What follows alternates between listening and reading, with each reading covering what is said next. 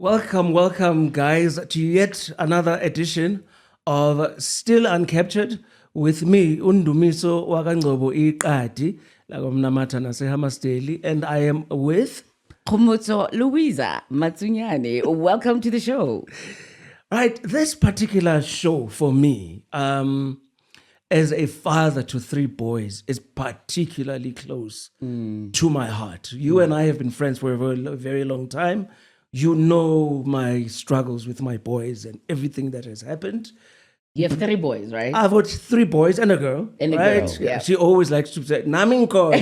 Even if you are talking about your boys, you must also mention that you've got a daughter. So, Samafuze, yes. So, but in any case, the topic is so close to my heart. And I'll tell you why. I had before I get into that, by the way, we've got a guest. So I think let me rather do it this way. Rather than start by asking the question. Let's introduce him first. In the studio, we have got Mzamo Masito. I have a bit of a history with him. We didn't work in the same departments. Yeah. He was in marketing, I was in R&D at Unilever. Prolific guy. At some point, I'm very impressed. His resume. I was like, oh my God, and he agreed to come on our show. Wow. Unilever has got a very flat structure, and so it's very clear, who. So he was like, when I joined, he was 2 levels above me in the area. He was already a director by the time I joined Unilever, right? And one thing that I remember about him is that he had actually taken it upon himself to kind of just mentor a whole bunch of people in marketing and everywhere. He then went on to so many other jobs in marketing. At some point, you were you not at Nike at some point? Yes, I was at you Nike. were at Google. You end up at a variety. And he's with Canva now. He's with Canva. I just learned about Canva. Oh, I'm trying to catch up. So you're like, he works for Canva? Oh my goodness. See, he works for Canva. But we're not here with him to have a conversation about marketing because I think that his passion, and this is the point I was driving at, his passion at people development, because Unilever, to be very fair, is an organization, I hope it still is. Yeah. I left over 20 years ago, very good with people development. And I think that his passion for the topic that we are tackling today comes from that. Yep. And that the issue is, in particular, what we will call the lost sons, the lost boys that we have. This particular The plight of young black men in South Africa. The plight of young black men in South Africa. And I just thought, before we even go anywhere, we probably need to give them an opportunity to just tell us a little bit about why this topic. Why are you so passionate about this topic before I start talking about it and why you start talking about it? Why are you so passionate about it? Greetings first. Hello. Greetings, Bonan. Yes. I'm passionate about it partly because I have 3 daughters. So I have 3 daughters, and I kept thinking to myself, what we are doing, which is the right thing to do, is highlight the plight of women and girls, that they have been left behind. We have an income gap. We have gender inequality, whether it be in the workplace, income, at home. Women do most of the heavy lifting at home, all of that, which is right. There's nothing per se wrong with that. Yet what I've also observed, though, was that we have a tendency as society of correcting one side as if like fixing a half a heart, and then forget that it's the whole heart that matters, not just half of the heart. And now we neglected putting in place programs that make sure that also the boys don't fall behind. So what we're doing is we are empowering girls, which is right. No one's saying that is wrong. And we're empowering women so that they can catch up, which they are catching up. The data shows us that there is catch up. Right. However, we have we've created unintended negative consequences that now boys are falling behind. And all the data now that I've looked at on boys is that, for example, absent fathers, 7 out of 10 boys are raised by biological mothers, but no biological father at home. And that's a crisis because... Is it a particularly South African phenomenon? Yes, especially in on the South continent. Africa, South Africa, particularly South Africa and even in the rest of the continent. It's a general, it's a general phenomenon, but like a lot of negative things in South Africa, yeah. particularly, I think we are leading. And 7 is too high. That was 7 out of 10. Yes, That is way too high. 7 out of 10 kids who are raised by single mothers and absent fathers.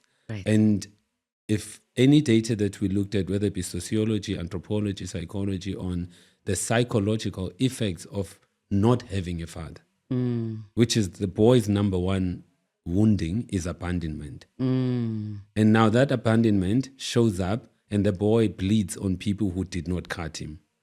And the boy now has rage. And the boy has low trust on other men. And there's only so much that a mother can do for a boy. And we live in a society where we like to think that one person can do everything. It's practically impossible. There's a reason when we mate, it's male, female. There's a reason when we raise that child, it needs both feminine and masculine energy, particularly the boy. So the boy gets shortchanged in his development at a young age. And that shows up in school. So now when you look at education system in South Africa, the gender that does the worst in education is boys. Primary school, high school, even at university. So academically. Academically. And which means also they drop out more at a higher the dropout rate. rate is very high, and it's boys. So if you look at literacy, reading for meaning, you look at maths, you look at science, boys are behind. They're struggling. They are struggling. Yeah, and now, of course, when you're struggling, you're more likely going to drop out. Right. Then the other part, if you look at absenteeism and late attendance at school, boys coming at school an hour late, it's boys.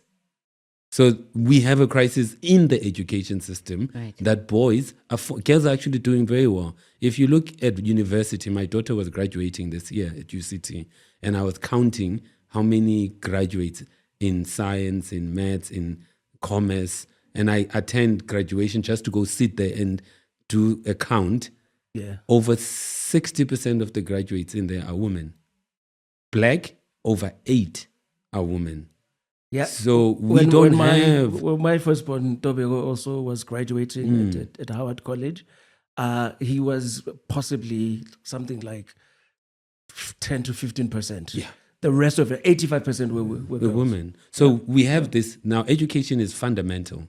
If you are failing at home, that's the first institution. The most important institution is your family and home and the household. There the system is failing you because you don't have a father. The second part, education, it doesn't capture you.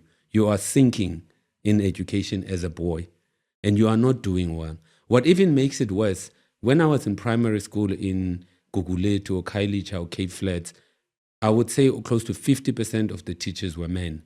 I had male teachers. Now, the data, 8 out of 10 teachers are females.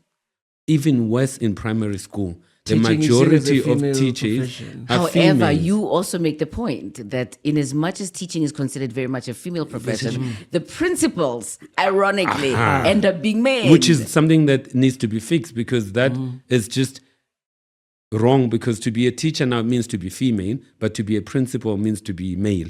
And it just goes to the biases. The biases, that we encounter. So that's structural, that government, even Department of Education needs to fix that, who we promote at schools. Like the challenge though is if you don't have a male role model at home. In my time, my next social father was a teacher, a male teacher. So I became more respectful of the male teacher. I looked up to them. So that helped. Now, what's even weird now is religion. If you go to most religious institutions, men are not in church. Men are not leading anything. Most churches or religious institutions, the backbone are women. In terms of attendance. But in terms of like the church structures, those are still quite male. They're still quite male, but however, in terms of role modeling. I got you. Now, you have 3 of the most important institutions on earth, including in South Africa. We're not special. Right. The school is weak for boys.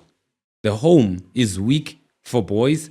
The religious institutions are weak for boys. So that became an issue for me because I was like, oh, we have a problem. Then I went to look at other data on incarceration. Who's in prison? Black and colored boys. Black and colored boys, predominantly. If you are Indian and white, the chances of you going to prison are so few. It doesn't mean that there aren't Indians and whites in prison, but their numbers are so small. You can go to Google Images and Google South African prisons. If you find a white face or an Indian face, you're lucky. Yes. So it's predominantly colored and black. Again, that's incarceration. Then I went and I looked at violent death, people who die, deaths of despair, suicide. Right.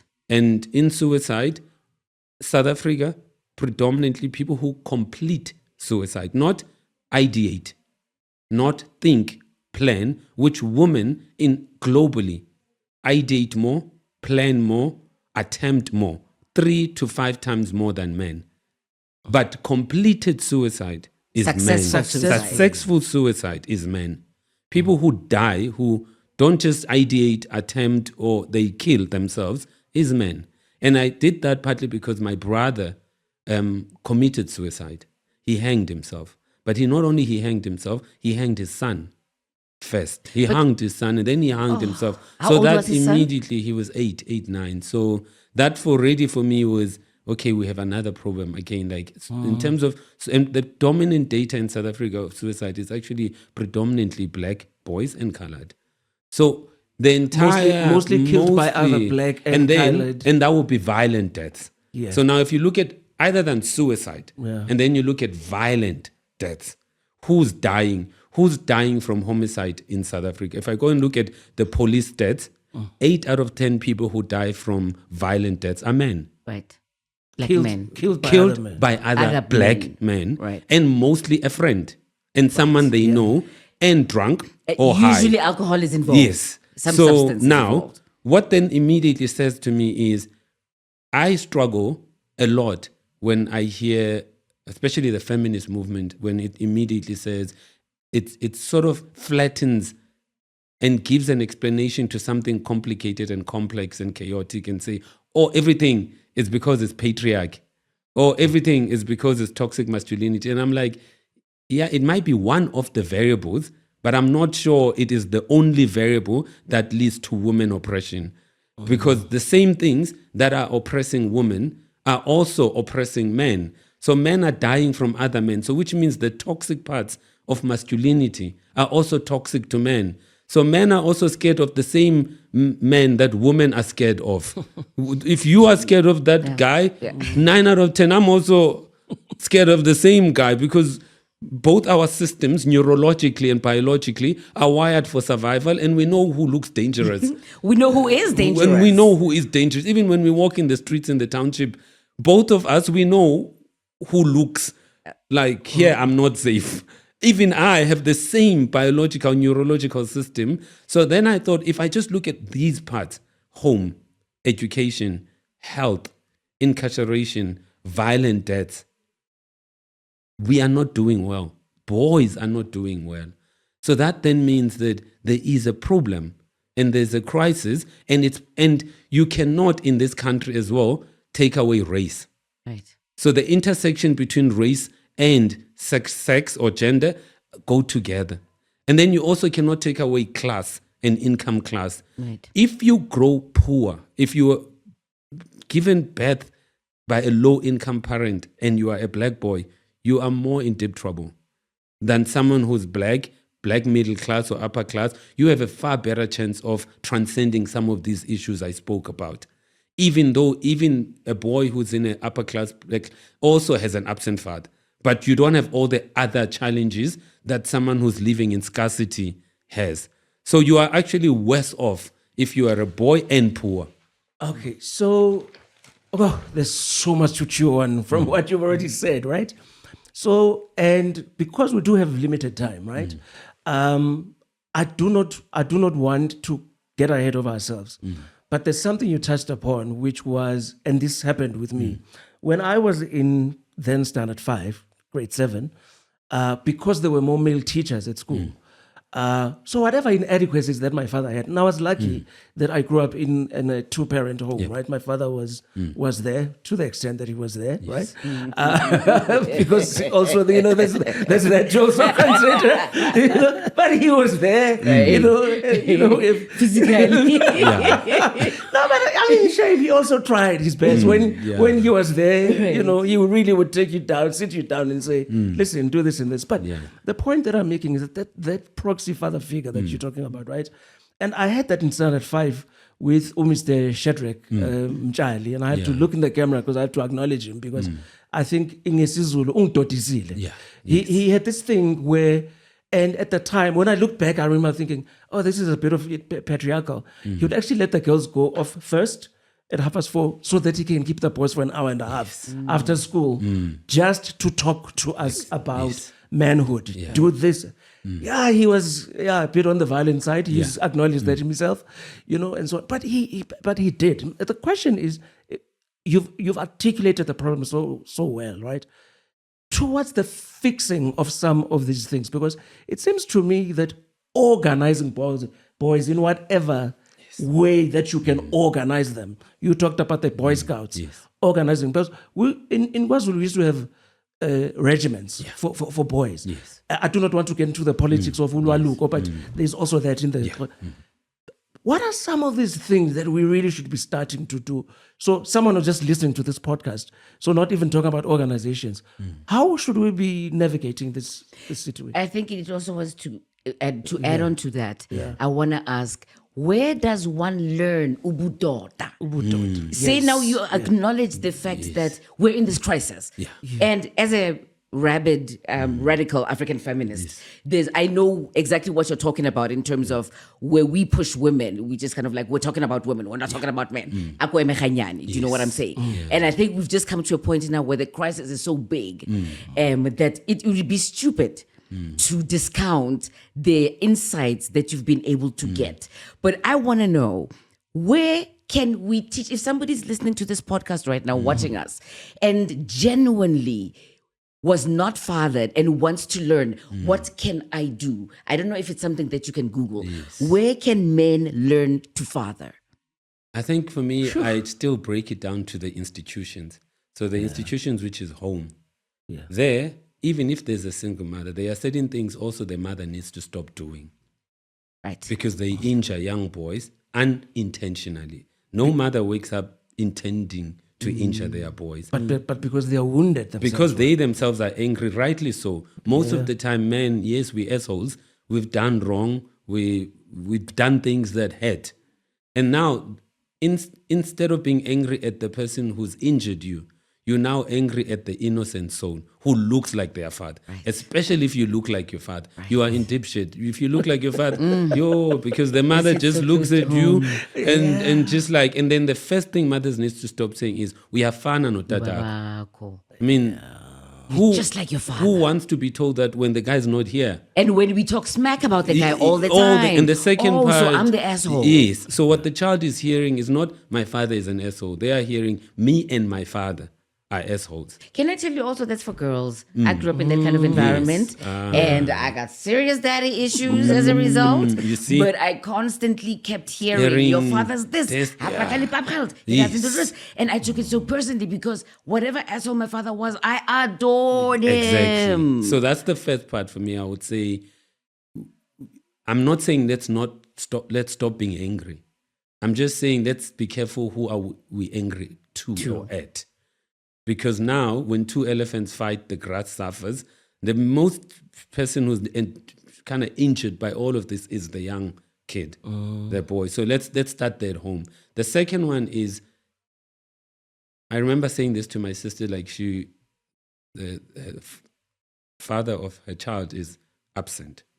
And then I would say to her that if you have means, take the guy to court because he must pay maintenance. The ego that says, to hell with him, me and my child will survive, is not right for the child. It might be right for your ego and your head. But if he has the means, take him to court and make sure the court holds him accountable and they pay maintenance, because we need to do what we believe is right for the child And we must all act in the best interest of the child, not in our best interest of our egos or our hearts, all of that. The third one is social fathers. If you can find, like my sister has done with my nephew, I am my nephew's proxy social father. Right. I make sure that I am there, I'm present, and she calls me if there are issues. If the boy's not listening, he listens to me. Because there are certain things my sister would say till cows come home, the boy won't listen. But as soon as I'm there, within an hour, yes, uncle, sorry, uncle. And I toe the line because I speak in a way that he gets. So that will be home. The second part is at school. I genuinely think that the Department of Education needs to fix school. The education system needs to reflect that neurologically, boys and girls are different. I really want you, when we come back, to start there, where you just stopped now at the school. But our producer's waving at me frantically that this segment is done. So when we come back, I want you to start by just talking to exactly what you think needs to be happening at schools. But right after this. Welcome back to Still Uncaptured.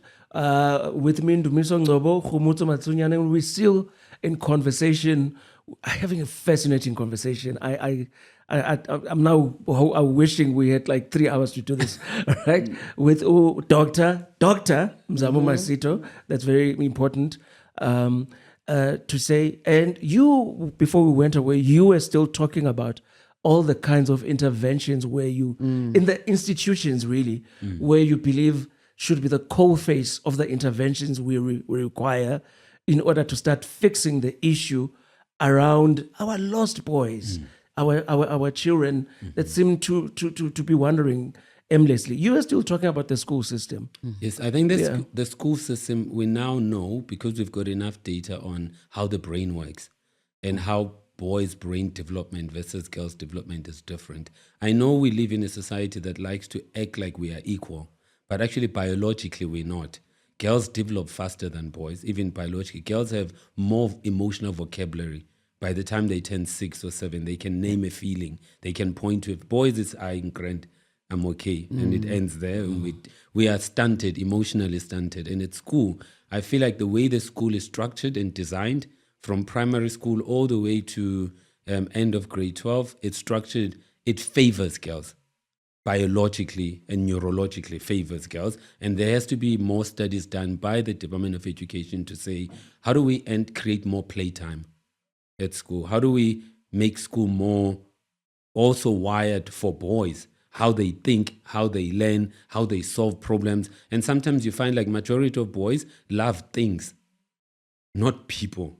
So they talk about things. They don't talk about people. But now, because the school is predominantly feminine energy, because 9 out of 10 of the teachers are females, they will only mostly in the curriculum bring more feminine ideas and feminine, not intentional, but you do what you know, you default to what you know. Right. So that's the first part. And then the second part for me is the structures that we need, like Boy Scouts, karate. Life orientation for me needs to take a slightly also added form of these initial, like when I was at school in primary, there were Boy Scouts. You didn't have to. The school and Boy Scouts were not disconnected. Right. They were integrated. Right. Same, girls will go to home economics, which they should have also taken as boys to go learn and cook and knit and sew. Then we will go to and technical. You guys went to gardening? To gardening or woodwork. I mean, Juju knows all about that. Yeah, we will go there. But now, most schools, we've kind of disaggregated parts of learning, and now you are only at school. So the idea that karate can be done at school, Boy Scouts can be done as part of the curriculum, and we find ways to integrate these things rather than we call it extra curriculum. These things are not extra curriculum. These things are there to help, because boys do better when they have structure. They should be part of the curriculum. They should be part of the curriculum, not because if you're a poor parent, it's not like you can afford to now also consider scouts, also consider swimming, because boys need a lot of focus activity. Because when you go play football, you're not just playing football, it's an analogy for life. The coach there is also telling you about life, about discipline, about focus, about training, all of that. Those are some of terms masculine energy terms that you need to hear. And sometimes you need someone not to be hugging you. You need someone to be saying, hey, you're fucking up. You need to wake up. Sometimes you need to hear a male harsh tone. And I know we're in a society where psychological safety, all of that stuff, which I don't always feel like it's helpful because we've stretched it too far. So that's the part, so that would be school for me. Then when I then look at institutions like the church or other institutions that stand alone, like Boy Scouts, swimming, take your child to the zoo, SPCA, those are all institutions that can play a pivotal role in helping boys. So they must have initiatives where if you're going to talk about Jesus Christ in a centered way. Make Jesus Christ a comrade. Make him a man. Make him a boy. Show things that help. Stop. Religion must not just be a thing that's up in the sky. It must be a thing that is an everyday. That's why Islam makes more sense to some people because it's everyday. That's why Judaism makes sense because it's everyday. So religion shouldn't be a thing you do on Sunday. Right. Because God is not Sunday. It's Monday to Sunday. So why can't we have initiatives even within churches? I know now some of the evangelical churches will have men-only sessions. Even at schools now, one of the schools that my son goes to, St. Peter's, they had a camp for boys and fathers. And you bring either a social father or you bring your biological father so that we can talk, so that we can share, so that we can learn. Both of us can learn, and you bring experts to come and teach. Because it's not like we are full equipped. I became a father young when I was underdeveloped. So I'm still a father who's probably just passed primary school in fathering kids. I'm still learning. So there still has to be programs put in place to say, how do you become a better man? How do you become a better father? And how do you teach someone And how do you to be a teach man? someone else? And then the other part, we should have more concerted, deliberate, intentional effort in saying, if the schools don't have male teachers, what's the barrier? How do we help? If I go to nursing, there's not a lot of male nurses, but health is gendered. There are things in health that are problems I have, I will be uncomfortable to talk to a female with. Right. So that means I do need a male nurse. I need male doctors. I need a male therapist. We don't have a lot of black male therapists. So how do we put in place, be more deliberate? Government has a Human Research Science Council, has a human development plan, and they even have do research, but not in this area. You talk mostly about young boys, but I'm also concerned about current older men, like men my age, right? I'm 53. Hore, maybe you were a shit for the past 40 years.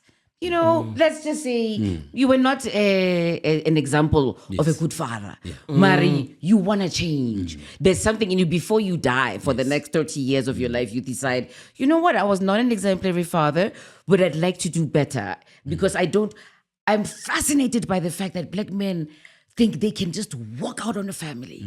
Like you talk about being an abandoned child, you and your family, and in a way that led to your brother turning out also very differently, right? Because same household, two completely different outcomes.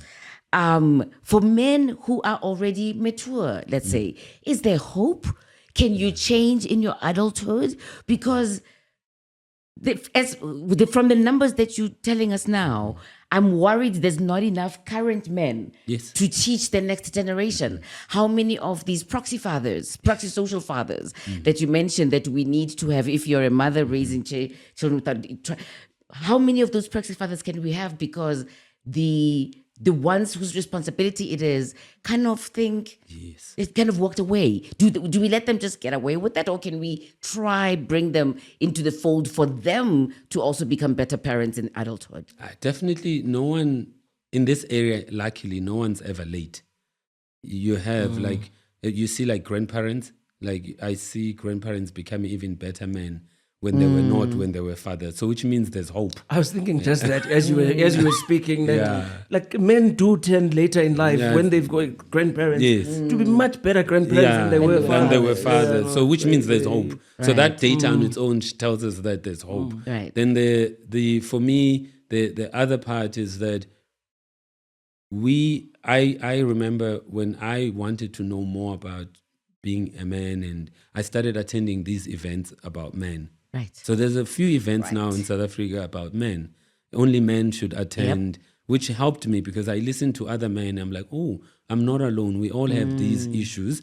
Then the third one, I started looking at males I can make my role models. And then I now not make them role models just like BEE deals or tender. Now it's how to become a good human. That I think they look like they are good humans. So why don't I attach myself to them so that they can coach me? Right. So I have a coach and a mentor I can go to and say, hey, I have this problem at home, or I have this problem. How would you, can you advise me to how to deal with it? Then the fourth part for me, I feel as men, when we are in groups, we need to stop only talking about alcohol and Kaiser Chiefs or Pirates and ANC. I love that so much. We need to extend our dialogue and conversations to how are you? And that how are you is not just I'm okay. No, it's how are you? And we can bring issues on the table in friends that we feel safe around, and we talk,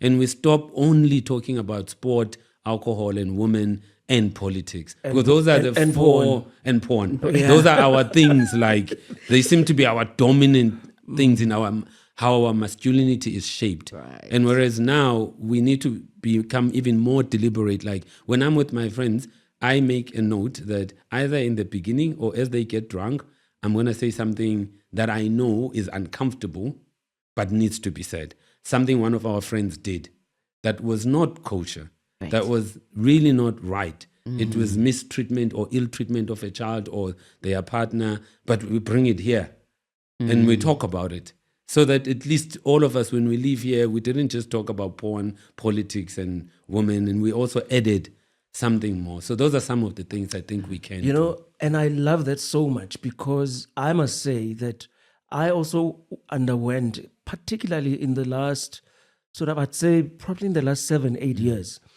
a process. And it was instigated by a young man who was actually like a whole 17 years younger than I am. You know him, Undabizita Mbata, who in our group started, because practically every man, even in our WhatsApp groups, the things you talk about, right? I mean, he would say things, to us at first that guys would find it uncomfortable. Yes. He'd look at you and he'd say, I love the way you articulate yourself. And then he'll say to you, I love you, Mnganami. It got to a point where it became a thing that we are now comfortable to say to each other as guys, I love you, Mnganami. As a man, we hug each other. Not the sideways. The proper hugs. Like, I love you, Mnganami, type thing. Because, and the reason that I'm bringing that up is because, which is the next thing that I want to go to, which is, which has to do with this. It was excruciatingly painful to watch. It was on Netflix, this series called Adolescence. Oh, Adolescence. Where the father, like really on the surface of it, him and the wife did an exceptional job of actually really, they did not do anything. But it had to do with exactly the thing that you are talking about young boys being organized. Because when they go out there and they're just playing PlayStation or Xbox, you don't know what values, because the only thing as a father that I've actually realized that there's some American psychologist, I was actually trying to Google him now, I never forget, I remember his name, who said that the best thing, because of Western society, that you can do as a father is two decisions: where your children go to school, where they live. But other than that, you've got very little control over peer influence and what the other boys are saying. Because it takes just one to take your child. Next thing you know, they are in the back of a van and they've done something. I want you to speak a little bit more about this whole individualistic way that we are raising children instead of raising them almost as a group. Because this group of men at some point decided that we need to bring our children together periodically so that we can parent them, know them. Now, Donda, this is what he likes, this is what he likes. To talk about just like how that a model of raised by a village. Well, how can we do it now? Because that's part of what we need to do. How do we do that? How do we organize children? I'm always worried that as a nation we are not always thinking about decolonizing things. Yeah. We forget that it genuinely does take a village to raise anyone, whether it be a girl or a boy. Now, the challenge, like my sister is a teacher, so she would say to me, there was a time where everyone was the parent, including the teacher, and now she sees parents coming to the school to shout at teachers that you have no right to tell my child this, you have no right to parent my child, True. you have no right to reprimand my child. And it also happens in the street as well. Now we have no right to reprimand. If you see a boy doing wrong, you know this is wrong. Right. But now you hold back because you know there's going to be backlash from the parent telling you that you must parent your own kids and leave my kids alone. So we have adopted cultures that are actually toxic to us. So that's the first part. So you are right. So the only thing I now see is if we're more deliberate, intentional, and proactive, we might still have a chance. For example, there's a gentleman, Bongani Luvalo.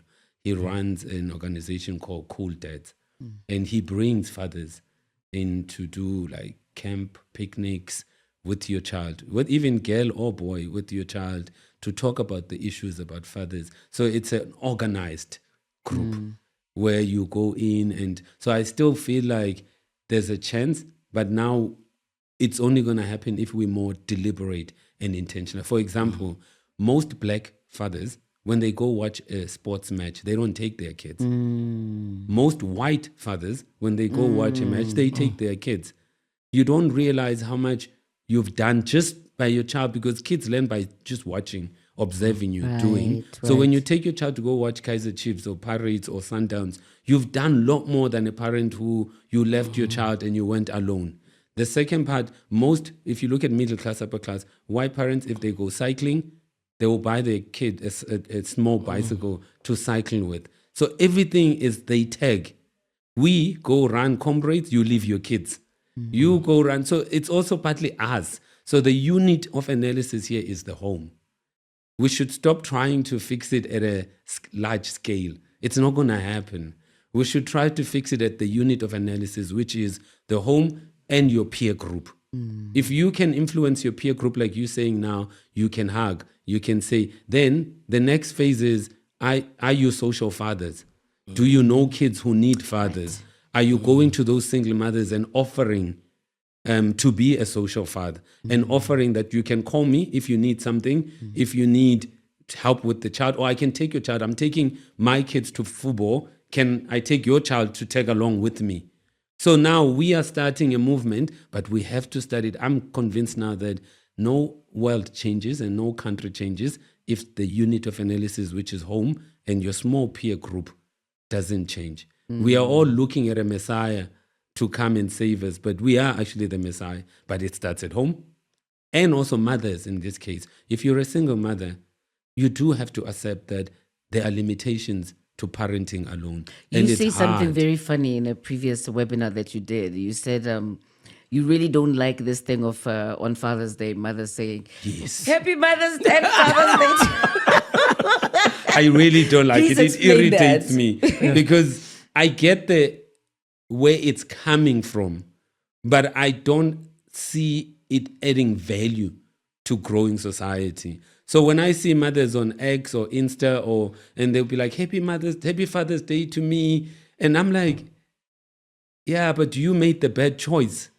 To have a child with this asshole. So own up to your agency. Right. So I don't understand now why all of a sudden you are only the victim and not a contributor to this mess. Right. Because if you chose well, you wouldn't have this asshole who's now abandoned the son of yours. So I don't understand it. That's the first part. The second one, it's not helping the kids. Because the same kids we are posting happy, also is watching these posts, because most kids now are on social media early and young, which they shouldn't, but they are. So they are also seeing your boasting and doing things, and it's not helpful. It's actually injuring kids as well. So I think that when it's Father's Day, let's make it Father's Day then. Or if you have nothing to say, just say nothing. Don't say nothing. If you're pissed off and angry, and rather say nothing. Just keep quiet, but don't take away. Because if I'm a father and if there's a guy I know whose wife passed away and he's raising the kids, but he's never found it in his head when it's Mother's Day to go post Happy Mother's Day to me. It's never even featured in his head that he should do that. Because a third thing as well, the third person that actually gets hurt is, even though men in general, and we to always qualify this, even though the men actually deserve it, Yes. but it also hurts men when that sort of thing happens, and it discourages even some. And it's a valid argument to say, if you are going to be discouraged by women saying Happy Father's Day to me, then you are not being serious about it. But ultimately, it's not about being.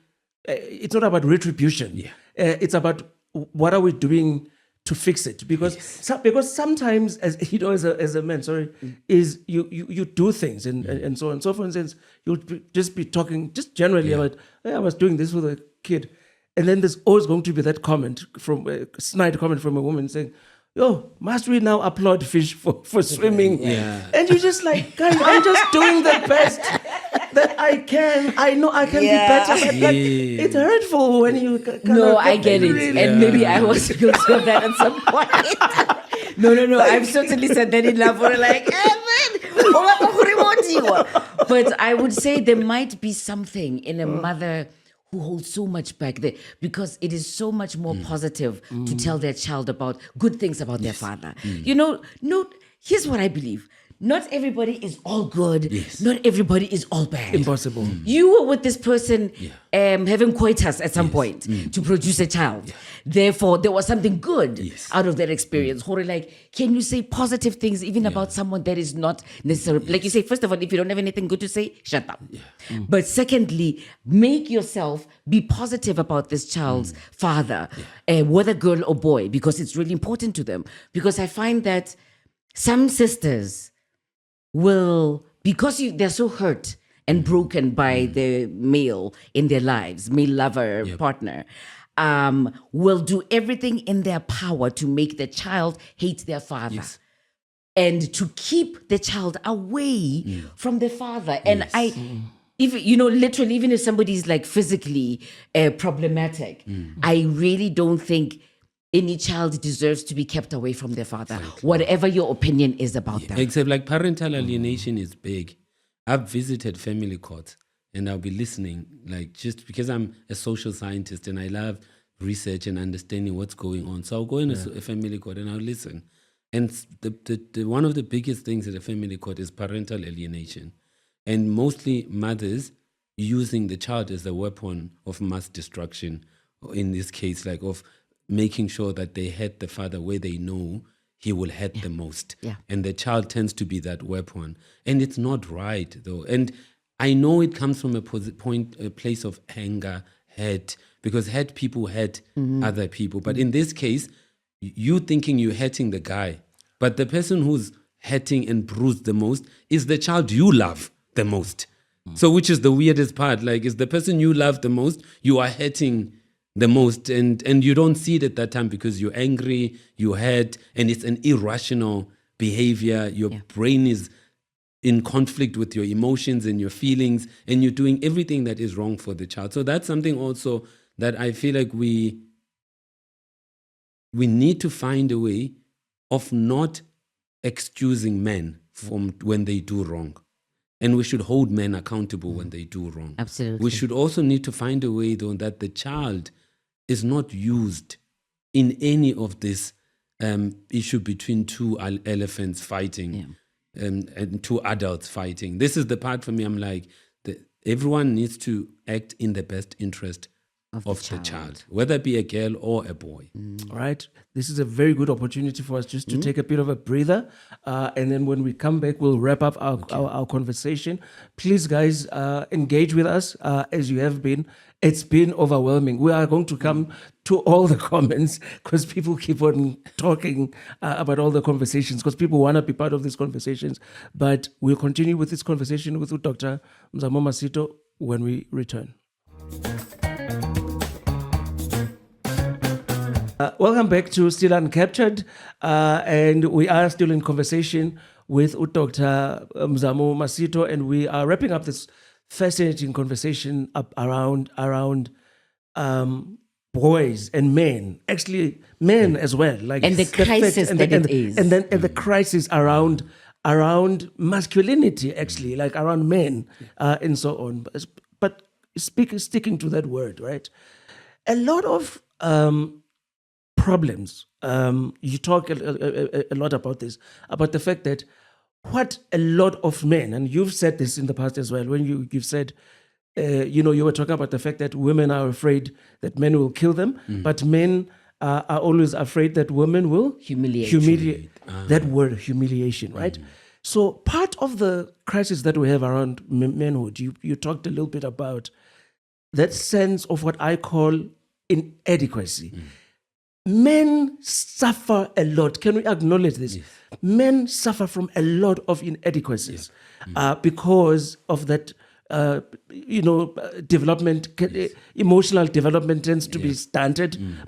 There's a lot of guys that I know who are 48 years old, but they might as well be 7 years old. They just haven't grown. Can we acknowledge the fact that a lot of that emasculation that men sometimes feel, and then they lash out at the world, comes from the fact that a lot of men are inadequate about their financial status, about their height, about how good looking they are, the Size of the penis. the size of their penis. Are they good in bed? So, I mean, that Netflix series, Adolescence, I was talking about. Spoiler alert! If you haven't watched it, it turns out that the young boy was just feeling inadequate about what he looked like, and he ended up, committing a heinous crime. Can you talk a little bit about that sense of inadequacy that a lot of us men, myself included, and so I'll start with myself. There's a lot of inadequacies I walk around with that I have never articulated to anyone that, I'm actually I'm feeling very, I don't feel like I'm a man. I don't feel I'm a man enough about this. It's That's a big not- thing, and I'd like you to please connect it to a couple of things. One, suicide, because when you talk before, you talk about why do men commit suicide so successfully, and potentially also with your brother's letter. So you are right. This is true that there's a high level of feelings of inadequacy, but we don't know where to express them. We don't know how to express them, but they are there. For example, my brother comes out of jail. He doesn't find a job. So unemployment. And all of us, there's enough, by the way, data that shows that even successful women are looking more or less for the same thing, that a man must provide. A man must have resources. Indoda must provide. Indoda must have resources. So actually, there's parts of feminism that actually has not evolved at all. Intellectually, they have, but biologically and in real time, they haven't. There's never been, I remember Chris Rock once says, there's never been a group of successful women sitting down to say, my partner or that guy, he's so attractive now that he's unemployed. or now that he's broke. Right. There's never been a group that has been had to say that. And also when a lady comes to another lady group and say, I'm dating, I'm going to date, one of the key questions that get asked is, what does he do? It's not who he is at the core, it's what does he do? So it's our masculinity is mostly attached to what we do. So the inadequacy is very high because we are nothing when we are not doing. So my brother felt nothing when he was not doing. And therefore, he felt, when he wrote me the suicide letter, 2 pages, the 2 keywords that come up in most suicide letters written by men is feeling useless and worthless. Those 2 keywords. And by the way, those 2 keywords are used by women a lot. And those 2 keywords are used by men to their sons a lot. So true. So useless. You are worthless. And then the woman will also say it to their kids, your father is useless. Right. He's worthless and he doesn't bring maintenance. He doesn't do this. Tied to finances. And it's tied to money. The worthlessness. And to be useful and worthy in this society, you must have resources. And you must be generous with your resources. And you must confer benefits. And if you don't do that, then you are not a man. You are actually useless and worthless. And then my brother goes and commits suicide. And the sad part is he not only decides to hang himself, he decides to take the son. And in the letter, he says to me, I thought I should take my son because if I am worthless and useless, I don't want him to also be a burden to the world, because he's also going to become worthless and useless, and therefore he's going to be a burden. So let me save him. So you see his depression and dark depression, his logic is that let me save him as well. So what we're forgetting all the time is that I know there's a lot of women who would say, I hate men, but I don't hate boys. That logic always like, no, but the boys are innocent. I don't hate them. I just hate men. But men don't start as men. We start as boys and become men. And the cycle is always the same. It's never going to change. So when you hate a man, indirectly, you are hating a boy. Whether you want to know it or not, or admit it or not. So our inadequacy is early, young, because you had it young. Then we grow up with the inadequacy and we become men who feel inadequate. And the only unfortunate part about people who feel inadequate is that we always bleed on people who did not cut us. So in our case is innocent women and young girls. But even with us as men, when we feel inadequate, our bullying goes to the one we all think is weak amongst us as men. So it's not like just we look at women and see them as weak. We also, within men, we look at the ones who look like they won't fight back or they are weak, and we bully them because we have feelings of inadequacy. Bullying, it's just a feeling of inferiority. Right. And now you want to feel superior. So you go and look for someone that you can oppress or suppress. It's the same thing we're doing. So you are right that we have really deep feelings of inadequacy. I have this thing, and because I want to actually have something beautiful to say about this. You know, there's a story that I think is beautiful. Very quickly, I have a friend who doing very well. Exactly what you were talking about. Met a guy and whatever when they were young. They had a baby. I think they were still in high school. She went on to varsity. She's doing well. She's got a son who lives at home with her mother because of where she stays and so on and so forth. And I went to her and I said to her, you know, I think it's so beautiful what you're doing. And she said, what? She's like, I'm like, you allow this boy's father who doesn't work, who's got nothing, who lives in a horrible space. He wakes up every morning of the day, rain or shine, to go pick up his son from my mother's house, puts him on the shoulder, walks the child to where the transport is so the child can go to school. Yes. And I am going to her and I'm saying, I think you need to be applauded for just even allowing him because of where he is. And she turned around to me and said that, no, you can give me the credit, but the credit should actually go to him. Yes. Because apparently this man did not take no for an answer. He said, and this is what I think a lot of men need to be doing. Yes. He said, I don't care that you think I'm worthless. I am not. I can't give you public health. I can't contribute. But can I just at least be involved in grabbing my son? And every afternoon, he comes, he sits, picks up the son, walks the son. He understood being a present father is. But I did want to challenge something Mzamo said a little earlier. You know, we're talking about being worthy. Yes. Knowing a lot of women who are successful. Yes.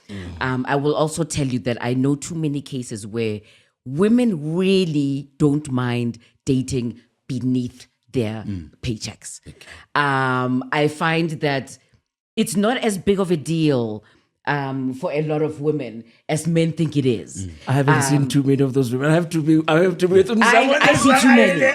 I see way too many where it's just kind of like, girl, he is so beneath you, you know, beneath, right? Because I'm obviously being very classist in that, where women will buy men cars, where women in a marriage are significantly financially more fluid and therefore are financing the marriage. So I think for me, in my experience, what I've seen is that actually there's a lot more women will, but at the same time, that man wants patriarchy in the home. So you ask yourself, like, because you know, what is it that you're bringing to the party that still I must treat you as if you were the head of the household?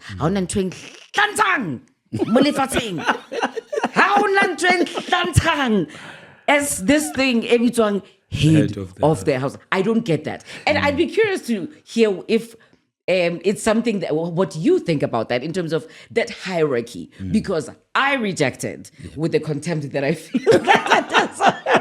But maybe I'm wrong. Do we need a hierarchy where I said, yes, Baba, do I need to treat men as if they were bigger and better than me? Do I need to go on my knees? Do I need to serve them with a tray? Like, is that what makes men worthwhile? You know, I'll say this before Mzamo responds. I'll say this to you. For me, if it is variable, dependent upon the man's levels of income, for me, it becomes problematic. Yes. If as a family, because of where you come from, the society you are in, it's patriarchal, it's still with us. Because when I was still working and I was being treated like the head of the family, as soon as I lost my job, all of a sudden I lose that privilege. For me, it becomes patriarchal. It becomes problematic. Because it enforces exactly this emasculation that, so a man is going to be like, oh, so my worth is tied to how much money I have. So if at the beginning you are very clear, like in my house, I don't wear the pants in my, I don't try and pretend, I've never pretended. And therefore, whether, it doesn't matter how much money I have, it's exactly the same thing, we are on par. But yeah, Mzamo, we've given you a lot, I'm sorry. Sorry. You know, I always say to people, I don't know if there's a magic bullet or one solution, because in Xhosa they would say houses look alike only by a crawl. But when you go inside the house, houses don't look alike. So the idea that houses look alike is actually not true when you add humans in it. Right. Maybe by structure, RDP or township, they will look alike.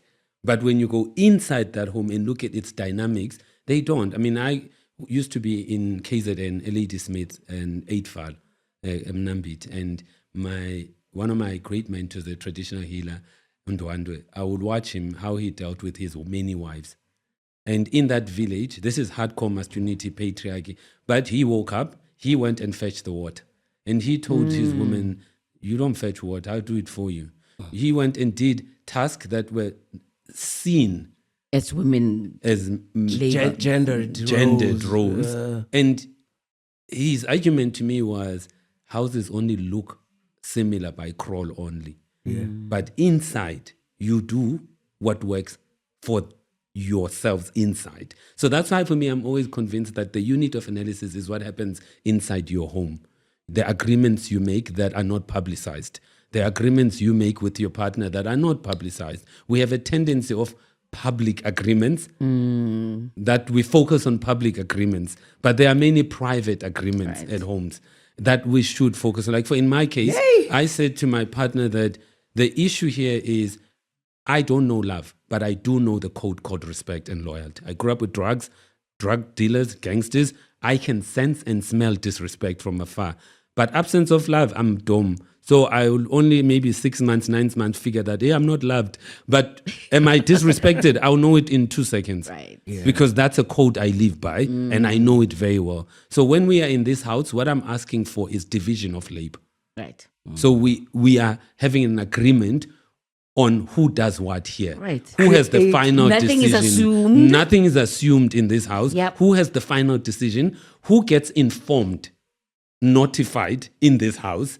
But who still has the final decision? You can some things, like I have a friend who in KZN passed his house, and he passed it, and then he stopped and he's like, shit, I think I passed my house. And then he reversed. His house color was white and it moved to a color that he's never seen, but he was not consulted.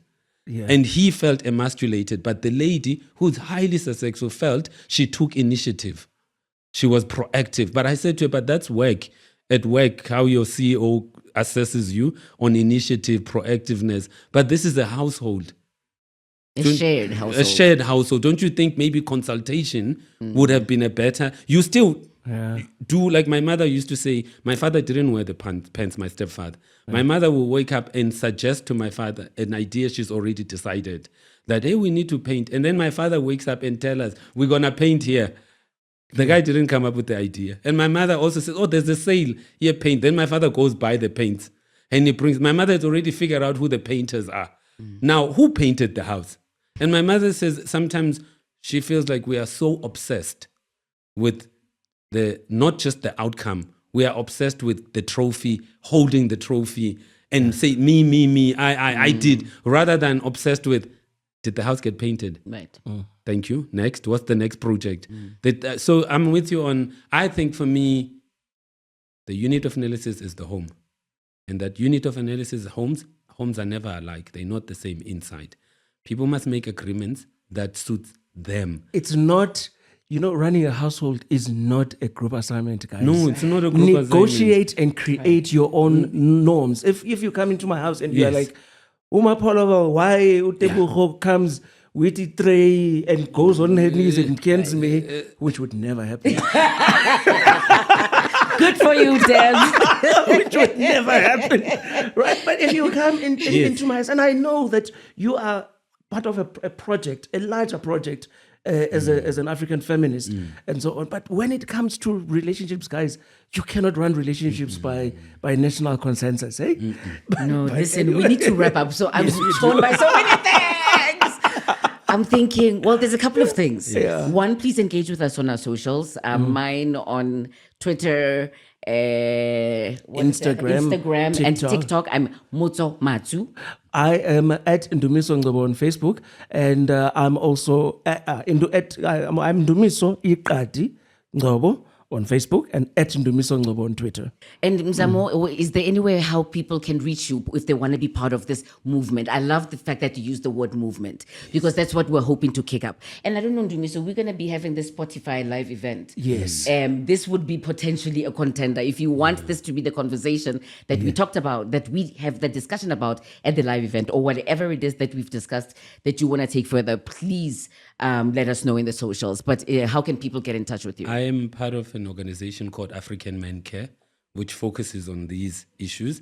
I'm only on LinkedIn. So if someone goes and looks for Dr. Mzamo Masito, then you will find me on LinkedIn. I'm not in any of the other socials. I ran away. This conversation is far from over. Thank you very much for joining us. This is part one. I do hope you come back. Let's have more robust conversations about this because we need it. Yeah. Thank you. And please stay well and keep watching and send us those comments. Thank you.